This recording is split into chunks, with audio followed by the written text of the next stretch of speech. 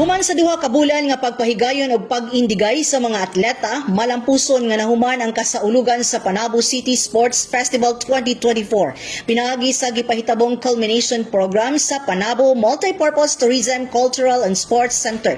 Pinaagi sa pagpaningkamot sa City Sports Development Program kauban ang dakong suporta sa opisina ni City Mayor Jose E. Relampagos na himong posible og malampuson nga gipahigayon ang kalihukan diin kini dugang tabang nga mapalambo ang talento o ganas sa mga sumasalmot. Sa maong culmination program, gisugdan kini sa usa ka santos nga misa.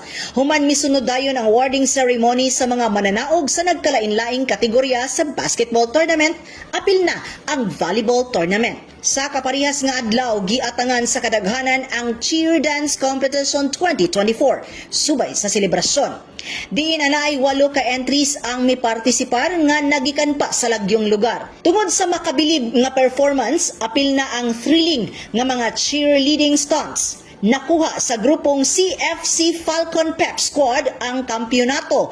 Diin sila nag-uli og 60,000 pesos. First runner-up usab ang Madayao Cheer Revolution Cheetahs na adunay premyong 35,000 pesos og second runner-up ang Cheer Cubs All-Stars nga miuli og 25,000 pesos. Dugang pa ana si Executive Assistant 3 Gerald Capuyan sa kalihukan isip suporta og ang City Sports Coordinator nga si Ryan J. Riquidan nga nanguna sa kalihukan. Kauban sa kamera si Richard Digtas, kini si Dali Amag nagikan sa City Information Office Broadcast Services alang sa Frontline News Panabo. Importante, inform.